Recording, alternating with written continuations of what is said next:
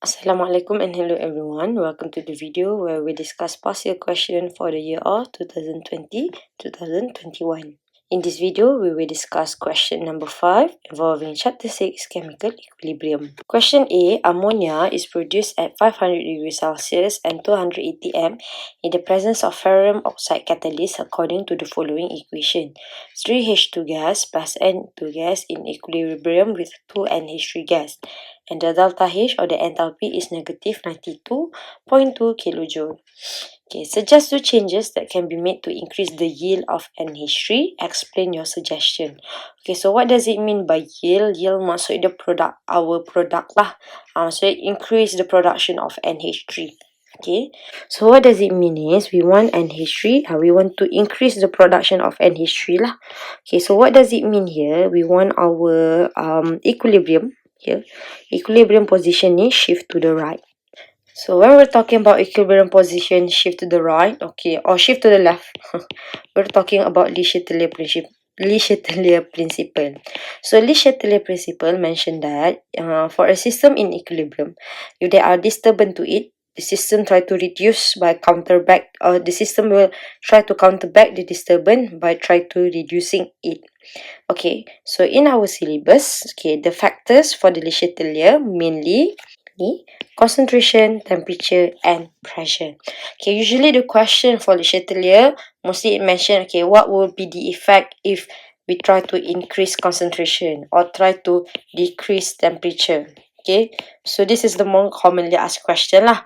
But this question specifically mentioned that you want to increase the yield of NH3, or what we want is actually, we want our equilibrium position shift to the right. Okay, so for all these factors, all these 3 factors, and what we want is actually to shift to the right. Okay, so actually for the factors, we also learn about inert gas, but then inert gas, for this case we will not discuss about it because the 3 main factors is actually this one lah.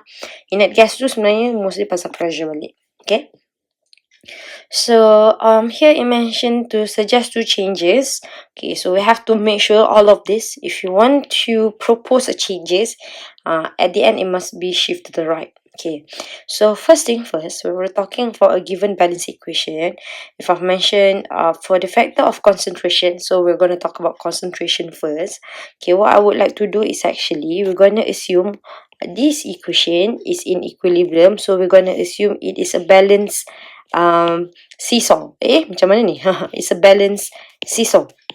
Okay, so even though the number of mole for the product and the reactant is different, but for the concentration we're going to assume that. Okay, so right now, okay, we want to suggest 2 changes that can be made to increase yield of NH3 will be shift to the right. Okay, so again for a seesaw, okay, we want shift to the right. Okay, shift to the right tu macam mana? So for a seesaw, okay, we want our seesaw to be like this. Kalau the shift to the right, it's supposed to be like this lah. This one, right? Sebab later on, it will shift to the right. Okay, so we assume that for this given equation, this one is its balance. Yang macam ni. Okay, but right now, because we want it to be shift to the right, we have to make sure that our seesaw is like this. Okay, so how do we make it so that our seesaw is not balanced? Dia berat di sini kan, berat di kiri. So what does it mean is that we want to increase the concentration of our reactant here lah. Okay, so first I'm going to write down concerning concentration. We will try to increase the concentration of H2 and N2. Okay, why? Because we want to make sure right now our seesaw is not balanced and we want it to shift to the right. So we must increase concentration of H2 and N2 lah. If we try to decrease it, nanti seesaw kita akan jadi macam ni. If we try to decrease it, it will become like this. And it shift to the left. So we don't want it to be shift to the left. We want it to be shift to the right. So that's why increase concentration of H2 and N2. Okay, so but then the question asks to explain your suggestion. Okay, so this is our disturbance. So for the first point, we have to mention the system try to counter back. So they try to counter by decrease concentration of H2 and N2.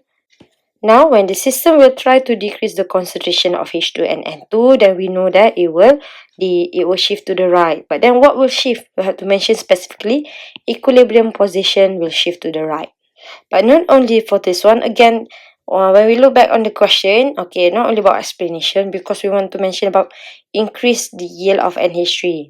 So we have to mention lah, if the equilibrium position will shift to the right, it means that the reaction for the H2N2 prefer to form NH3. So what happened here is that concentration of H2 and N2 will decrease, while the concentration of NH3 will increase. Now when we mention about the NH3 increase, we go back to the question lah. Again, we want to increase the NH3. So we want the concentration to be increasing lah. The formation of NH3 increase. Okay, so this is for the concentration. Again, this case, yang ini we have to make sure the changes ni, kita kena buat the shift to the right. Depends on the question. Sometimes it want to the right, sometimes it want to the left.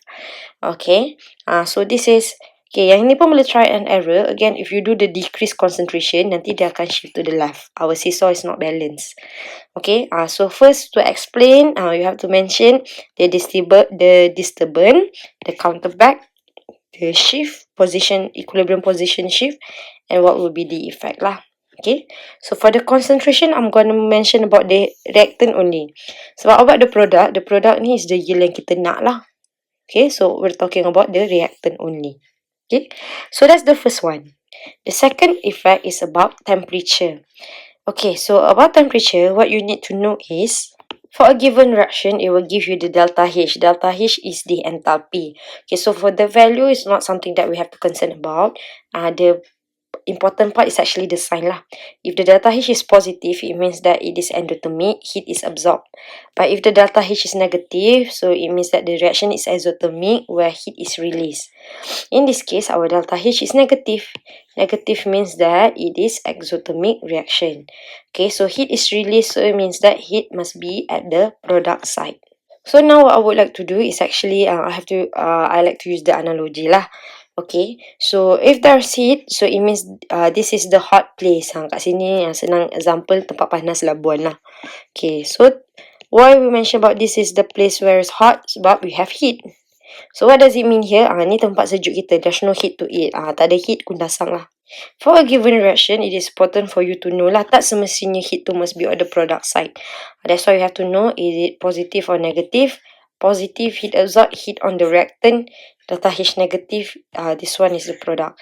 So now we have to make sure that the changes in temperature, we want it to be shift to the right. Kita nak pergi tempat panas. Okay, so masa bila kita nak tempat panas, okay, so again I'm going to write down the second factor is about temperature. So for the temperature, again all of it must either increase ataupun decrease. Kan? Okay, so I'm gonna try. So if I try to increase temperature, kan, kalau kita panas, kita nak pergi tempat sejuk. Okay, dalam kes ni tempat sejuk kita kundasang on the left. So kita tak nak lah. Okay, so this case, for our temperature, if we try to decrease temperature kita, okay, kita sejukkan tempat tu. So actually what we want to go to the hot place. Okay, so tempat yang panas, in this case Labuan on the right side, which is back to the question, we want it to be shift to the right. So for the temperature, we will try to decrease temperature. So okay, once you decrease the temperature, again you have to explain lah.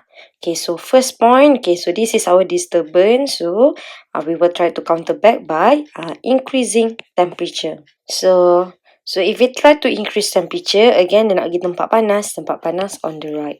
So we have to mention equilibrium position, we shift to the right. Okay, once we have mentioned here, back to the last point, kena mention lah what happened to the concentration. NH3 increase ni, back to what we want lah, increase yield of NH3. So that is the two changes that can be made to increase the yield of NH3. Again, for the factors, actually there are 3. So if you want to try the pressure, okay, if you want to write down all, no problem. Okay, in terms of pressure pula, okay, what we have to take into account is mole. That for the mole, we have to consider the gas. So for this example, we have H2 and N2, both are gas. The same goes for NH3. So for the mole for the question here on the reactant side, we have 4 mole. Here we have 2 mole. Okay, so for the pressure, we're going to assume the higher the number of mole, the higher the pressure, because the higher the number of collision between the molecule and the wall of container. So that's why here pressure high, so pressure low.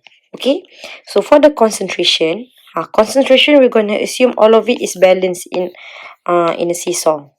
We don't have to include the mole lah. Tapi for the pressure, then we have to consider it. Since both reactant and product have two different moles, so then we can also, if you don't want to write one of this, you can also mention about kalau pressure.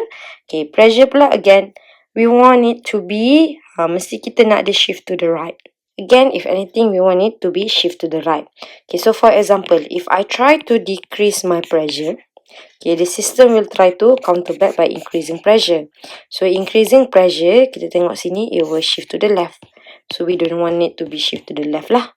So what does it mean here? Is that we want to increase our pressure. So why we want to increase our pressure? Because we want our system to try to decrease the pressure itself lah. So if it's try to decrease pressure, kita tengok which one yang pressure low. In this case, it will be on the right. On the right ni is where we have our NH3. Okay, so back to the point that the equilibrium position will shift to the right, and the concentration of specifically this one, NH3 will increase. So these are all the factors. The question did ask about only two and explain. For this video, I explained all the three lah. Okay, but then for the explanation, again, what you have to write down. Okay, what's the disturbance? Okay, so what we will try to change, what the system will try to do or to counter back, where the equilibrium position, and last but not least, this is important again because that was the question 1, increase the yield of NH3. We have to mention lah what happened. Okay, because when it shift to the right, memang it means that H2 and N2 nak form NH3, so that's why become this one. For example, if the reaction ataupun equilibrium position shift to the left, so it means that our NH3 yang prefer to form H2 and N2. So this case NH3 kurang, H2 and N2 yang increase. But then the question memang wants NH3 yang increase. Again, that's why we want all to be shift to the right. Okay, so that is all for question A. Question B, consider the following reaction. SO2 plus O2 gas will form SO3 gas, where the Kc given is 4.62. Okay, determine the direction of the reaction if the concentration of SO2, SO3 and O2 gas are 0.2, 0.15 and 8.55 exponent -3 respectively. Okay, so the question asks to determine the direction. When we're talking about the direction, so it means that either the reaction will proceed to the right or proceed to the left. Again, because equilibrium, it can go both way. It can go forward, it can go reverse. Okay, so if the question asks to determine the direction of the reaction, what we have to do is that we have to find our Q and compare it with our K. Okay, why? Once we have find out the value of Q and K, what we have to do next is we have to compare it. Q is bigger than K or Q is smaller than K. Once you can compare or once you compare it, then you know lah which direction will the reaction proceed. Okay, so how to know? Then you have to do the Pac-Man. For example, bigger than, maknanya shift to the ataupun proceed to the left. If it's smaller than, so it means that it will proceed to the right. Okay, so before we mention about the direction left or right, then we have to find the Q. Okay, so Q, the same as case of K, we have QC, we have QP. Okay, but for the comparison, make sure lah kalau QC must compare dengan KC. QC compare dengan KC, betul. If you do the QC compare dengan KP, salah lah. Okay, QP with KP, then this correct one. Okay, so let's write down what is the information given from the question. We have all the concentration of the species. SO2, make sure you write down the right one lah. SO2 0.2, SO3 0.15, O2 will be 8.55 exponent -3. Okay, this is concentration, so the concentration, the unit must be molar lah. Okay, and then the question did give us the Kc as well. Okay, so if we have Kc, since we have here is concentration, then we can find out our QC lah. Quite straightforward. Okay, so for example, if this question give concentration, but we have here Kp, no problem. We can use Kp, Kc, RT, delta N. But since they have Kc, and then we have the concentration. We can use it straightforward. Okay, so we have to write down what is QC. QC again, the same as our K, which is product over reacted, and you must be mindful of the stoichiometry at the front of your species. So this is the formula for our QC. So again, what's the difference between Q and K? It's actually the same thing. What does it mean by the same thing? The write down the formula lah. K ni means that the reaction is in equilibrium. Q ni we do not know. That's why we have to compare to know. Will it proceed to the left or to the right to achieve equilibrium? Okay. So why does it move to the left to the right? Again, for it to achieve equilibrium, become K. Okay. So now once we have find out the Q, then we can substitute all the values to make sure the correct one lah. SO2 here, SO3 here, and O2 here. Make sure if you have your square. Once you substitute all the value, you will get your QC to be 65.8. So that's the first part of the question lah. Okay, again, the reaction asks for, or the question asks to determine the direction. So what we have to do is we have to write down our QC and KC. What are the values? Once we have written down the values, so you'll be quite straightforward lah to compare. So as we can see, our Q is bigger than K. Okay, so first what we have to mention that the reaction is not in equilibrium. So how do we know is if in equilibrium? If it is in equilibrium, Q will be equal to K. Okay, now we have to mention lah which direction will it move. Will it move to the right or to the left? Okay, so from this symbol then we can do our Pac-Man. Then we know that it will move to the left.